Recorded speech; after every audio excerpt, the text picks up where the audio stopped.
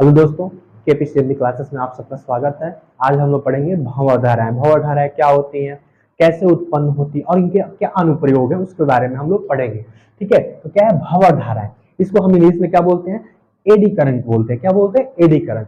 हम इसकी परिभाषा को देखते हैं। इसके बाद, जब किसी भी आकृति व आकार के चालक को किसी चुंबकीय क्षेत्र में चलाया जाता है, जब किसी भी आकृति व आकार का मतलब चालक किसी भी आकृति व आकार का हो सकता है, उसे हम क्या करते हैं? किसी चुंबकीय क्षेत्र में ले जाते हैं। अर्थात जो चुंबकीय क्षेत्र बना हुआ उसमें हम क्या करते हैं? चालक को ले जाते हैं और उसको चलाते हैं, यानी गतिमान कराते हैं, उसको गति कराते हैं।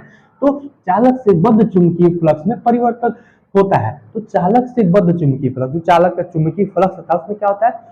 बद्ध चुंबकीय फ्लक्स में परिवर्तन होता है, जिससे चालक की संपूर्ण आयतन में प्रेरित धाराएं उत्पन्न हो जाती है। तो जो चालक का पूरा जो आयतन था, जो पूरा उसका आयतन बना हुआ था, उसके बाद क्या होता है? उसमें प्रेरित धाराएं उत्पन्न हो जाती हैं, जो कि चालक की गति का क्या करती हैं? विरोध करती है। जो चालक की गति का, जो चालक गति कर रहा था उसका विरोध करती है। विरोध करती है क्योंकि ये धाराएं जल में उत्पन्न भंवर धाराओं के समान चक्करदार होती है। क्योंकि ये धाराएं क्या होती हैं? जो जल में हमारे क्या होती है? चक्करदार। जो धाराएं उठती है जल में, धाराएं कैसी होती हैं?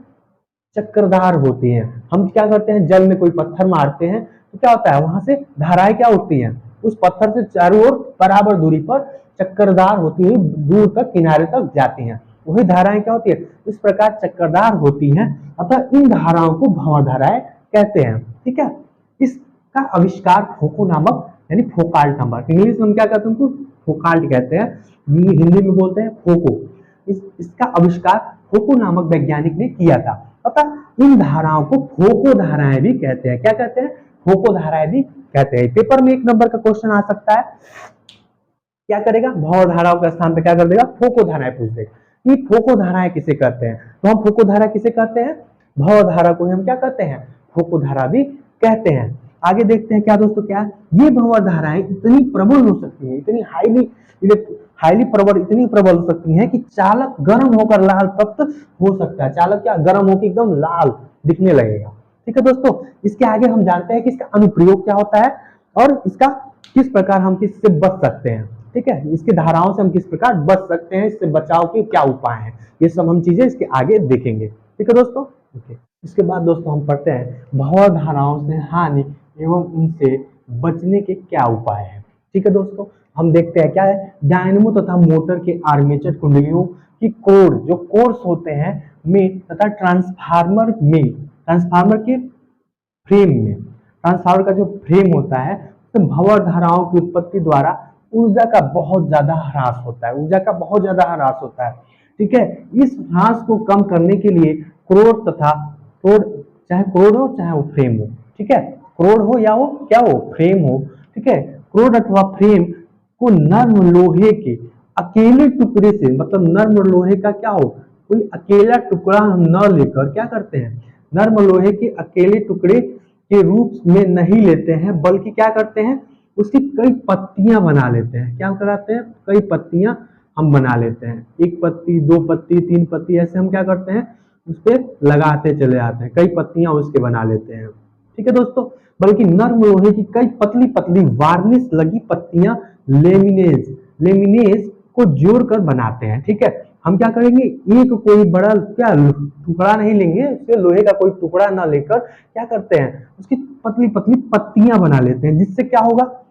इस प्रकार की क्रोड को पटलित क्रोड या लुमिनेटेड कोर कहलाती है। इसमें भंवर धाराओं के लिए प्रतिरोध क्या होता है? बढ़ जाता है। इसमें क्या होगा? प्रतिरोध कम रहेगा, लेकिन जब उसकी पतली पतली पत्तियां लेंगे तो हम क्या होगा? उसके जो प्रतिरोध होंगे क्या होंगे? प्रतिरोधक क्षमता बढ़ जाएगी। ठीक है, तो फलतः ऊर्जा का जो ह्रास है, मतलब जो ऊर्जा क्या हो रहा है हमारा, बेकार चला जा रहा है, वो क्या हो जाएगा? फलतः ऊर्जा का जो ह्रास है वो क्या होगा? कम हो जाएगा। ठीक है दोस्तों, इसके बाद हम क्या देखते हैं? अर्थात हम इसमें देखते हैं डायनेमो तथा मोटर की जो आर्मेचर कुंडलियां होती हैं। डायनेमो क्या होता है और मोटर क्या होता है? दोनों क्या है? दोनों लगभग एक ही चीजें हैं, लेकिन क्या होता है? तो डायनेमो में क्या होता है? यांत्रिक ऊर्जा, यानी हम यांत्रिक ऊर्जा को विद्युत ऊर्जा में चेंज करते हैं, और मोटर को क्या करते हैं? मोटर को विद्युत ऊर्जा को हम यांत्रिक ऊर्जा में चेंज करते हैं। हम क्या देखते हैं दोस्तों? डायनेमो तथा मोटर की आर्मेचर कुंडलियों की क्रोड, जो कोर्स होते हैं, और तथा ट्रांसफार्मर के जो फ्रेम होते हैं, फ्रेम में भंवर धाराओं की उत्पत्ति द्वारा ऊर्जा का बहुत ज्यादा ह्रास होता है। इस ह्रास को कम करने के लिए कोर अथवा फ्रेम को नर्म लोहे के अकेले टुकड़े के रूप में नहीं लेते हैं, बल्कि क्या करते हैं हम नर्म लोहे के अकेले टुकड़े को हम नहीं लेते हैं, बल्कि नर्म लोहे की कई पतली पतली वार्निश लगी पत्तियां ल्यूमिनेस को जोड़कर बनाते हैं। ल्यूमिनेस को जोड़कर हम क्या करते हैं बनाते हैं। इस प्रकार की कोर पटलित कोर ल्यूमिनेटेड कोर कहलाती हैं। इसमें भंवर धाराओं के लिए प्रतिरोध बढ़ जाता है। क्या होता है प्रतिरोध बढ़ जाता है, ठीक है, तथा वे क्षीण हो जाती है, ठीक है। और क्या होती है भंवर धाराएं क्या हो जाती है क्षीण हो जाती है, फलतः ऊर्जा का ह्रास भी कम हो जाता है। क्या हो जाता है ऊर्जा का ह्रास भी कम होता है। इससे हम क्या कर सकते हैं भंवर धाराओं से जो हानि है उनसे हम बच सकते हैं। और उनके बचने के उपाय क्या हो गए ये हमारे उपाय। और क्या करेंगे हम उसमें पटलित मतलब पतले पतले जो क्या होंगे पतली पतली वार्निश लगी पत्तियां लगाते हैं, ठीक है। कोई बड़ा टुकड़ा न लेकर हम क्या करेंगे हम उसमें पतली पतली पत्तियों को लगा देंगे, जिससे उसकी प्रतिरोधक क्षमता क्या होगी इंक्रीज कर जाएगी बढ़ जाएगी। उसके कारण क्या होगा हमारे जो क्या भंवर धाराओं में जो प्रतिरोध बढ़ जाता है, ठीक है, जो क्या तथा वे क्षीण हो जाती है। भंवर धाराएं क्या हो जाती है क्षीण हो जाएंगी, मतलब भंवर धाराएं क्या हो जाएंगी कम हो जाएंगी, ठीक है। सिर्फ फलतः ऊर्जा का ह्रास भी हमारा क्या होने लगेगा कम होने लगेगा, ठीक है दोस्तों। यहाँ पे हमारा क्या होता है इसके बाद हम बचने के उपाय देख चुके हैं। अब इसके क्या हमसे क्या भंवर धाराओं के क्या लाभ है, भंवर धाराओं से हमें क्या लाभ है इसके बारे में हम लोग पढ़ेंगे। इसके आगे हम देखेंगे भंवर धाराओं से हमें क्या लाभ है, ठीक है स्टूडेंट। हम आगे देखेंगे भंवर धाराओं के अनुप्रयोग तथा लाभ। भंवर धाराओं के अनुप्रयोग क्या है और उनके लाभ क्या है उन सब। तो हम पहला लाभ देखते हैं। पहला वैद्युत ट्रेनों को रोकने के लिए वैद्युत ब्रेक का उपयोग किया जाता है। क्या करते हैं वैद्युत ट्रेन जो होती है जो किससे विद्युत से चलती हैं उनको रोकने के लिए क्या लगाया जाता है वैद्युत ब्रेक लगाया जाता है, उनका उपयोग करते हैं। पहिए की धुरी के साथ धातु का ड्रम लगा होता है। क्या होता है उन ट्रेनों में जो पहिए की जो धुरी होती है पहिए की धुरी यानी मान लीजिए क्या हो गया ये हमारे पहिया हो गया, ठीक है, ये हमारा पहिया हो गया। पहिए की जो धुरी इसको हम बोलते हैं धुरी, ठीक है। पहिए की धुरी के साथ क्या होता है एक धातु का ड्रम लगा होता है, धातु का ड्रम लगा होता है, धातु की ड्रम लगा होता है जो पहिए के साथ साथ घूमता रहता है, जो इस पहिए के साथ साथ क्या होता है घूमता रहता है। जब ट्रेन को रोकना होता है मान लीजिए जो ट्रेन है वो चल रही है उसका पहिया चल रहा है तभी तो ट्रेन चल रही है, तो उसको पहिए को रोकना होता है यानी ब्रेक लगाना होता है।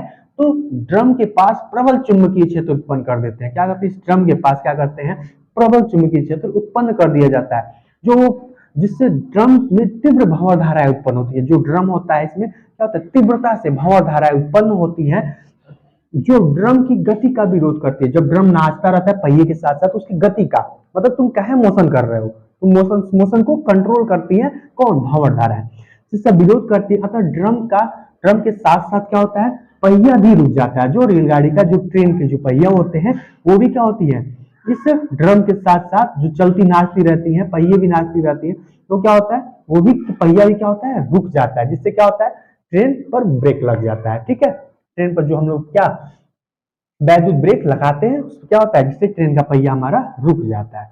इससे क्या होता है इसमें ये होता है कि क्या ड्रम के पास प्रबल विद्युत चुंबकीय क्षेत्र उत्पन्न हो जाता है, ठीक है। जो प्रबल चुंबकीय क्षेत्र उत्पन्न होने के कारण क्या होता है ड्रम में तीव्र भंवर धाराएं उत्पन्न हो जाती है और वो भंवर धाराएं क्या करती हैं ड्रम को गति करने से रोकती हैं। ड्रम की जो गति है उसको रोकती हैं और क्या करती है ड्रम के साथ साथ जो पहिया लगा होता है पहिए की गति को भी क्या करती है कंट्रोल कर लेती है यानी पहिए को भी रोक देती है, ठीक है दोस्तों। इसके बाद अगला हमारा है मोटर गाड़ियों में एक चुंबक गियर द्वारा पहिए की धुरी से, तो सेम चीजें यहाँ पर भी है। मोटर गाड़ियों में एक चुंबक या गियर द्वारा पहिए की धुरी से जुड़ा होता है। पहिए की धुरी से क्या होता है एक चुंबक और गियर के द्वारा जुड़ा होता है, ठीक है। उसमें क्या होता है यह चुंबक भी एक धातु के ड्रम से, ठीक है, धातु का ड्रम सेम चीज यहाँ पे आ गई। अब वही चीज हम यहाँ पर इसलिए इसको आगे हमने नहीं लिखा है क्योंकि सारी चीजें वही वाली हो रही है। क्या होता है जब धातु का ड्रम लग गया ड्रम के साथ पहिया भी नाच रहा है, ड्रम के साथ पहिया भी नाच रहा है, उसके बाद क्या होगा प्रबल चुंबकीय क्षेत्र हम क्या करेंगे फिर से उत्पन्न करेंगे ड्रम में जब प्रबल चुंबकीय क्षेत्र वहां पर उत्पन्न होगा ड्रम के पास सामने तो क्या ड्रम में तीव्र भंवर धाराएं उत्पन्न होंगी। जब ड्रम में तीव्र धाराएं उत्पन्न होंगी तो क्या होगा ड्रम की गति को विरोध करेंगे। जो ड्रम क्या कर रही थी पहिए के साथ गति कर रही थी उसका क्या करेगी गति का विरोध करेगी तथा अतः ड्रम के साथ साथ पहिए का भी रुकना तय है, ठीक है दोस्तों। तो क्या होगा सेम चीज मोटर गाड़ियों में भी होता है। वही चीज क्या होता है ट्रेन में भी होता है, जिसमें विद्युत ब्रेक लगाए होते हैं, ठीक है। तो कुछ मोटर गाड़ियों में भी होता है। आगे क्या है, तीसरा नंबर, प्रेरण भट्टी में इनका उपयोग होता है, ठीक है। प्रेरण भट्टी में भव धाराओं का उपयोग होता है। कैसे उपयोग होता है, इसमें धातु की को प्रबल परिवर्ती चुंबकीय क्षेत्र में रख दिया जाता है। धातु को क्या करते हैं, मेटल को क्या करते हैं हम, प्रबल चुंबकीय क्षेत्र में रख देते हैं, जिससे धातु में प्रबल भंवर धाराएं उत्पन्न हो जाती हैं, जिनके फलस्वरूप इतना अधिक ऊष्मा उत्पन्न होता है, इतना अधिक ऊष्मा उत्पन्न होती है कि धातु पिघल जाता है, धातु गल जाता है, ठीक है।